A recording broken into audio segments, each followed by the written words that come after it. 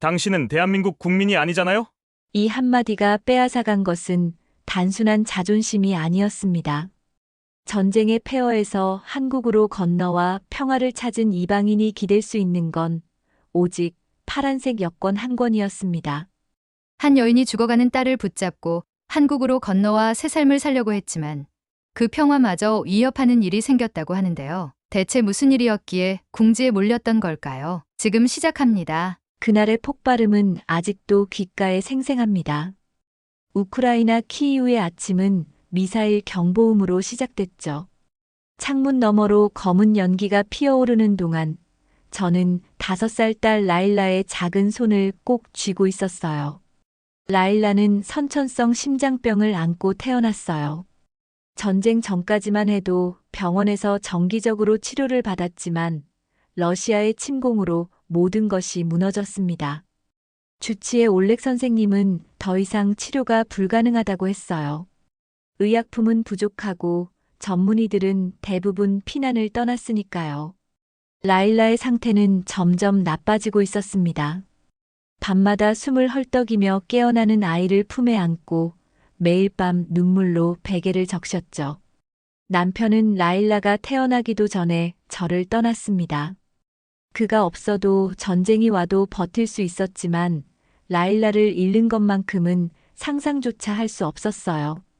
지하 대피소에서의 나날들은 암흑 그 자체였습니다. 그러던 어느 날 NGO 활동가 소피아가 작은 희망을 건넸습니다. 한국에서 우크라이나 어린이들을 위한 의료 지원 프로그램이 있다는 거예요. 중증 심장병 환자들을 우선 선발한다고 했습니다. 서울대병원이 라일라의 케이스를 받아줬어요. 그 말을 듣는 순간 눈물이 쏟아졌습니다. 희망이 보이지 않던 어둠 속에서 지구 반대편 한국이란 나라가 멀리서 작은 빛을 비춰준 것이었습니다. 그러나 출국 허가는 또 다른 산이었습니다. 전투 가능한 모든 성인은 국가에 남아야 한다는 규정 때문에 라일라만 보내야 할지도 모른다는 공포가 엄습했습니다. 어린 딸이 낯선 나라에서 혼자 지내야 한다고 생각하니 숨이 막혔습니다. 출국 전날 밤 라일라의 잠든 얼굴을 보며 가슴이 찢어졌습니다. 이게 마지막 포옹일지도 모른다는 생각에 딸의 머리카락에 얼굴을 묻고 그 향기를 마음에 새겼습니다. 딸을 살리기 위해서라면 무슨 일이든 할 각오가 되어 있었어요. 그런데 새벽녘 놀랍게도 특별 허가가 났습니다. 의료적 긴급 상황으로 판단되어 보호자인 저도 함께 출국할 수 있게 된 거예요. 서울대병원 의료진이 직접 요청했다고 합니다. 비행기에 오르면서 창밖으로 불타는 키이우를 바라봤습니다. 검은 연기 속에 사라져가는 고향을 보며 고향을 떠나는 슬픔과 딸을 살릴 수 있다는 기대가 전혀 어울리지 않아 마음이 어지러웠습니다. 인천공항에 도착했을 때 30시간의 긴 여정 동안 라일라의 상태는 계속 악화됐어요. 얼굴은 창백해지고 숨소리도 더욱 거칠어졌죠. 다행히 공항에 내리자 통역사와 의료진이 기다리고 있었고 즉시 구급차가 라일라를 병원으로 이송해 주었어요. 한국이란 곳의 첫 인상은 깨끗함과 질서였어요. 전쟁의 상흔 없이 모든 것이 정상적으로 돌아가는 도시가 전혀 현실감이 없었죠. 총소리와 사람들의 비명소리, 언제 들이닥칠지 모를 적군들을 보지 않고 이렇게 평화로운 나날을 보내고 있는 서울이 전혀 믿기지 않았습니다. 병원에 도착하자마자 라일라는 중환자실로 옮겨졌습니다. 의료진들의 움직임은 신속하고 정확했어요. 3시간 후 주치의 김민수 교수는 희망적인 소식을 전했습니다. 라일라의 상태는 위험했지만 응급처치로 안정이 되었으니 한시름 놓았다고 했어요. 그 말에 그동안 마음을 짓누르고 있던 긴장이 한꺼번에 눈물로 쏟아져 나왔습니다. 다음 날 김 교수님은 심장판막 성형술이란 수술이 필요하다고 설명해 주었습니다. 우크라이나에서는 불가능했던 고난도 수술이었죠. 아이를 낳게 할 수만 있다면 무엇이든 할 준비가 되어 있었지만 저에겐 수술 외에도 다른 비용을 지불할 능력이 없었어요. 그때 김 교수님이 빙긋 웃으며 말했습니다. 걱정하지 마세요. 저희가 라일라를 낫게 하겠습니다. 라일라가 태어날 때까지 모든 비용을 지원해 주겠다는 약속이었어요. 태어나서 처음 받아본 따뜻한 호의였습니다. 한 번도 만난 적 없는 나라에서 이런 도움을 받다니 믿기지 않았어요. 수술은 8시간 동안 진행됐습니다. 그 시간 동안 병원 기도실에서 저는 오롯이 딸의 생명을 위해 기도했어요. 저의 부모님, 남편, 국가까지 다 빼앗겼으니 제발 딸 아이 하나만은 제 곁에 두게 해주세요 라고요. 마침내 김 교수님이 미소 지으며 나타났을 때 수술이 성공적이었다는 걸 직감했습니다. 라일라는 예상보다 강했던 거죠. 라일라의 심장이 새 판막에 잘 적응하고 있어요. 그 순간 인생에서 가장 큰 무게가 덜어졌습니다. 중환자실에서 본 라일라는 여전히 창백했지만 이제 숨소리가 달라졌어요. 한없이 편안하고 더 깊었습니다. 회복 기간 동안 병원 간호사들은 라일라를 위해 종이약을 접어주었고 지역 봉사자들은 주말마다 따뜻한 음식을 나눠주었습니다. 낯선 나라에서 예상치 못한 따뜻함을 느꼈어요. 키이우에서는 폭격 소리에 잠을 설쳤지만 서울에서는 이웃들의 웃음소리에 위안을 얻었어요. 제 인생의 봄 같은 날이었습니다. 라일라가 회복한 후 저는 난민지원센터의 도움으로 한국어 수업을 듣기 시작했습니다. 한국어는 정말 어려웠어요. 그러나 한글이 사람의 입모양대로 만들어진 문자라는 걸 배운 이후 신비한 한글이 너무나 재미있었어요. 그리곤 생활비를 위해 교회에서 도움을 받아 근처 한식당에서 일을 시작했어요. 매일 밤 다리는 아팠지만 제 생애 가장 평화로운 나날들이었습니다. 한국에서의 시간은 어느새 1년을 지나버렸어요. 체류 기간의 연장을 위해 출입국 사무소를 방문하게 되었는데 담당 직원이 한 말 한마디에 저의 모든 것이 변해버렸습니다. 마야 씨, 한국은 어떠세요? 난민 신분으로 계속 연장하는 것보다 귀화를 생각해 본 적 있으세요? 제가 한국인이 된다고요? 가슴이 쿵쾅거렸어요. 이렇게 따뜻하고 평화로운 나라에 저와 제 딸이 머물러도 된다고요? 정말 그래도 될까요? 제 아이의 생명을 구해준 나라, 저희에게 봄을 준 나라, 이제는 제가 그 나라의 일원이 되려고 하고 있었습니다. 귀화를 결심하자마자 쉽지 않은 도전이 시작됐습니다. 한국 국적을 얻기 위해서는 한국어 능력 시험 4급 이상을 취득해야 했고 수많은 서류와 심사 과정을 거쳐야 했어요. 다문화 센터에서 친구가 된 베트남 출신 리는 이 과정이 쉽지 않을 거라며 잔뜩 겁을 주었어요. 많은 외국인들이 포기한다고요. 하지만 전 다시 라일라를 폭격이 매일 반복되는 곳으로 데려갈 수 없었어요. 매일 밤 라일라가 잠든 후 3시간씩 책상에 앉아 단어를 외우고 문법을 익히고 읽기 연습을 했습니다. 손가락이 아파도 눈이 감겨도 멈추지 않았어요. 오로지 한국인이 되겠다는 목표만을 가슴에 품고 살았습니다. 그러나 한국 사회 적응은 생각보다 더 힘들었어요. 지하철에서 가끔 들려오는 차가운 시선, 발음이 이상하다는 지적, 서툰 한국어로 인한 오해들. 그럼에도 불구하고 저는 매일 조금씩 한국인으로 한국 땅에 스며들기 시작했습니다. 2년이 지난 어느 날 한국어 능력 시험의 결과일이 다가왔어요. 차마 결과를 볼 수가 없었죠. 반쯤 눈을 감고서 결과를 확인하는 순간 아주 자그맣게 합격이라는 2글자를 볼 수 있었어요. 라일라와 전 서로 부둥켜 안고 기쁨의 눈물을 흘렸죠. 이제는 정말 안전하고 따뜻한 한국에서 한국인으로 살아갈 날이 머지 않았다고 생각했죠. 귀화 신청서를 제출하고 마지막 면접 날이었습니다. 심사관은 왜 한국인이 되고 싶은지 물었어요. 전 망설이지 않고 대답했습니다. 이 나라는 제 딸을 살려주었고 저희에게 평화를 주었어요. 저는 이제 이 나라의 일원으로 진짜 가족이 되고 싶습니다. 8개월의 기다림 끝에 마침내 그 소식이 왔습니다. 마야 로젠 씨, 귀하의 대한민국 국적 취득이 승인되었습니다. 그 편지를 읽는 순간 모든 감정이 한꺼번에 밀려왔습니다.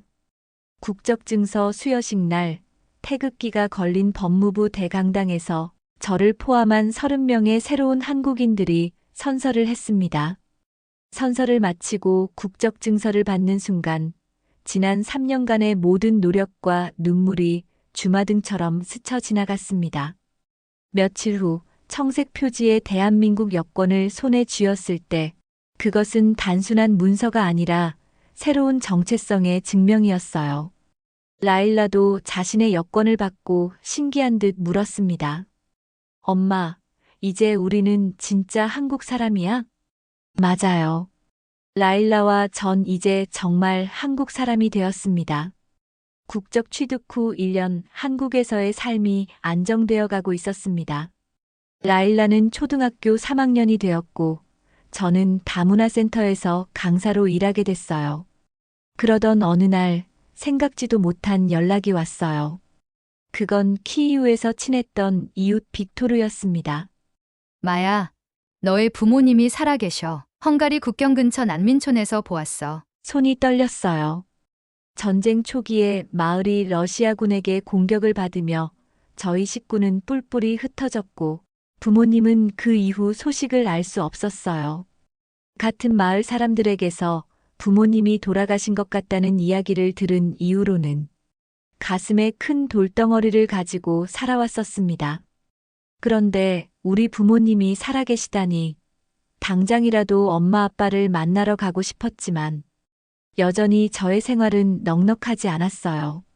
그런데 다시 한번 이 나라는 저에게 손을 내밀어 주었습니다. 다문화센터의 김 선생님이 제 사연을 지역교회와 여러 단체에 알려주셨고 놀랍게도 많은 분들이 후원금을 모아주셨습니다. 특히 라일라를 치료했던 서울대 병원 의료진도 어떻게 알게 되었는지 후원금을 전달해 주셨어요. 마야 씨는 이제 한국인이잖아요. 한국인의 정을 느껴보세요. 김 선생님의 말에 저는 또다시 눈물을 흘렸어요. 대한민국의 국민이어서 참 다행이다라는 생각만 했죠. 이웃사촌이라는 단어를 진심으로 이해하는 순간이었습니다. 따뜻한 연대로 모아진 후원금으로 저와 라일라는 무사히 부다페스트 공항에 도착할 수 있었습니다. 그곳에는 빅토르가 우리를 환영하고 있었어요. 그는 우리를 시내 작은 호텔로 안내했고 내일 국경 근처로 가서 부모님을 만날 계획이라고 했어요. 기대감에 잠을 이루지 못했습니다. 아침이 밝자 빅토르는 일찍 우리 방을 찾아왔습니다. 아침 식사를 위해 도나우 강변의 작은 카페를 찾았어요. 빅토르는 긴 여정이 될 테니 마음을 편히 가지라고 하면서 한국에서의 제 삶에 대해 물었습니다. 이상한 건 다른 무엇보다 한국 여권에 대해 큰 관심을 가진다는 느낌을 받을 때였어요. 한국 여권이면 무비자로 많은 나라에 갈 수 있다면서? 정말 부럽다. 그의 질문들이 지나치게 한국 여권에 집중되어 있다는 것을 느꼈지만 부모님의 소식을 전해준 친구에게 나쁜 마음을 가지는 것 같아 금방 잊어버렸습니다. 호텔로 돌아와서 빅토르는 갑자기 심각한 표정을 지었습니다. 마야, 근처에 교통 문제가 발생했대. 내일 아침에나 너희 부모님을 뵐 수 있을 거야. 특히 여기 도둑들이 아시아인을 많이 노린대. 한국 여권은 호텔 금고에 넣어두는 게 좋을 거야. 계속해서 알 수 없는 불쾌한 감정이 생겼지만 그의 제안대로 금고에 넣지는 않고 가방 안 깊숙이 여권을 숨겼습니다. 그래도 엄마 아빠를 실제로 만나게 되면 모든 게 다 좋아질 거야.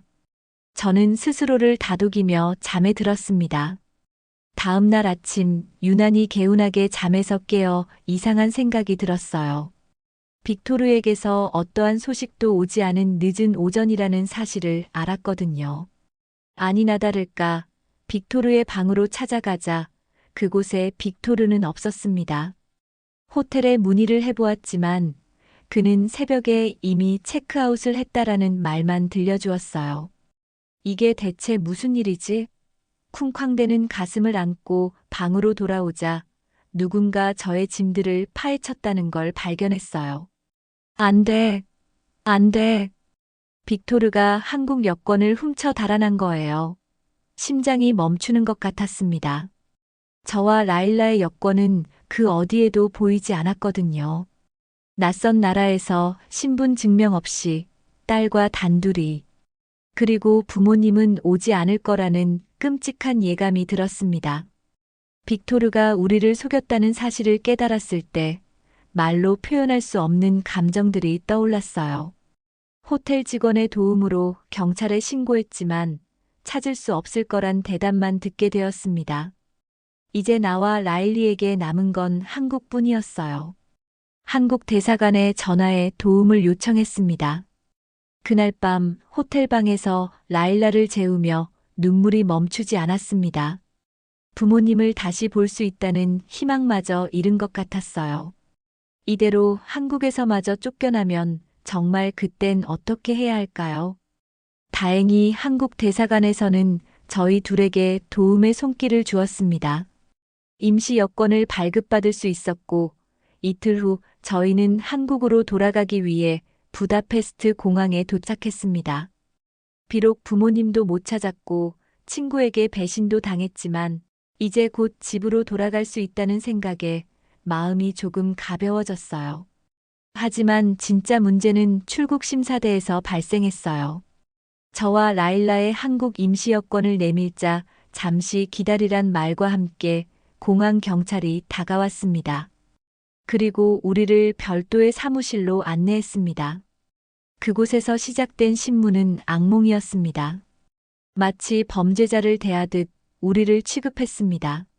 당신이 한국인이라는 증거가 있습니까? 이 아이는 누구입니까? 여행 목적은 무엇입니까? 질문이 빗발쳤고 라일라는 겁에 질려 울기 시작했습니다. 그들의 눈빛에서 의심과 경멸이 느껴졌어요. 1시간이 넘는 신문 동안 저는 계속해서 같은 대답을 반복했습니다. 저는 대한민국 국민이고 여권을 도난당했으며 라일라는 제 딸이라고요. 그런데 한 경찰관의 말이 저를 무너지게 했습니다. 우크라이나 출신이 어떻게 한국 국적을 가질 수 있죠? 그 순간 3년간의 노력, 눈물, 그리고 자부심.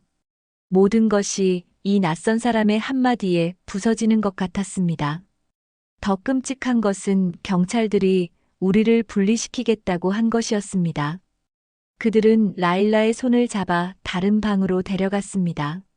라일라는 발버둥치며 엄마, 엄마 하고 절규했고 그 목소리는 제 영혼을 찢어놓았어요. 저는 작은 방에 홀로 남겨졌습니다. 핸드폰마저 압수당해 아무것도 할 수 없었어요. 시간이 흐를수록 라일라에 대한 걱정이 커졌습니다. 내 아이는 어떻게 지내고 있을까? 겁에 질려 있을까? 배고프지는 않을까? 몇 시간이 더 지났을까요? 문이 열리고 한 젊은 남성이 들어왔습니다. 안녕하세요, 마야 로젠 씨. 저는 주엉가리 한국 대사관 영사 박태준입니다. 한국어를 듣는 순간 마치 오아시스를 발견한 사막의 여행자처럼 그의 존재가 반가웠습니다. 박 영사는 상황을 자세히 물었고 저는 모든 것을 털어놓았습니다. 많이 힘드셨겠네요. 이제 걱정 마세요. 그의 목소리에는 확신이 담겨 있었습니다. 저희가 헝가리 당국과 협의했습니다. 곧 라일라를 만나실 수 있을 거예요. 30분 후 라일라가 들어왔습니다. 그 아이를 품에 안는 순간 단 몇 시간의 이별이었지만 영원과도 같은 시간이었습니다. 라일라는 엄마 무서웠어. 라고 속삭였고 저는 이제 괜찮아. 이제 아무도 우리를 떼어놓지 못할 거야 라고 달랬습니다. 박 영사는 저희를 대사관으로 안내했고 그곳에서 이명준 대사를 만났습니다. 마야 씨, 정말 힘드셨겠네요. 우리 국민이 이런 어려움을 겪게 해서 미안합니다. 국민이라는 단어가 이렇게 따뜻하게 들릴 줄은 몰랐습니다. 그동안 외모 때문에, 억양 때문에 여전히 외국인으로 분류되는 경험이 많았어요. 하지만 이 순간 저는 진정한 소속감을 느꼈습니다. 대사관 직원들은 서울의 외교부와 법무부에 연락하고 공항에 연락을 주어 제 신원을 보장해 주었습니다. 놀라운 건 그 모든 과정이 단 하루 만에 이루어졌다는 것입니다. 대한민국 국민을 보호하는 일은 최우선 순위니까요. 그 말이 제 가슴에 와닿았습니다. 저는 진정한 보호를 받고 있었어요. 전쟁으로 무너진 고국에서는 결코 느낄 수 없었던 감정이었습니다. 슬픈 사실은 부모님의 생사 소식은 빅토르의 거짓말이었고 처음부터 한국 여권을 노렸단 사실이었어요. 그러나 저에게는 돌아갈 나라가 있었습니다. 출국 당일 대사관 차량이 공항까지 우리를 배려해 주셨습니다. 이번엔 모든 절차가 순조롭게 진행됐어요. 탑승구에서 박 영사와 작별 인사를 나눴습니다. 제 일을 한 것뿐입니다. 마야 씨는 대한민국 국민이니까요. 우리는 항상 국민 곁에 있습니다. 진정한 국가의 의미, 국민으로서의 소속감, 그리고 보호받는다는 확신. 이 모든 것이 파란색 여권 한 권에 담겨 있었다는 사실이 놀라웠습니다. 인천공항에 도착했을 때 제 눈에는 다시 눈물이 고였습니다. 이전에는 그저 공항으로만 보였던 이곳이 이제는 집으로 돌아왔다는 감정을 불러일으켰습니다. 입국 심사대 앞에 서자 옆에 있던 직원이 저희를 알아보고 다가왔습니다. 외교부에서 연락을 받았습니다. 돌아오신 걸 환영합니다. 그 말 한마디가 제 가슴을 울렸습니다. 갑자기 지난 5년의 여정이 눈앞에 펼쳐졌어요. 전쟁의 공포, 딸의 병, 한국으로의 피난, 새 언어 배우기, 귀화 시험, 그리고 헝가리에서의 악몽까지. 모든 고난을 거쳐 이제 진정한 집으로 돌아온 것입니다. 공항 밖으로 나가자 이웃들이 우리를 기다리고 있었습니다. 다문화센터의 김 선생님, 라일라의 학교 담임 선생님, 그리고 식당 사장님까지. 그들은 플래카드를 들고 있었습니다. 마야와 라일라, 집에 온 것을 환영합니다. 누군가에게 정말로 소중한 존재라는 것, 누군가가 나의 귀환을 기다려준다는 것.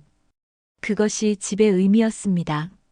어느 날 우크라이나 전쟁을 상세히 담아 다큐를 만드는 방송국 PD를 만나 인터뷰를 하게 되었습니다.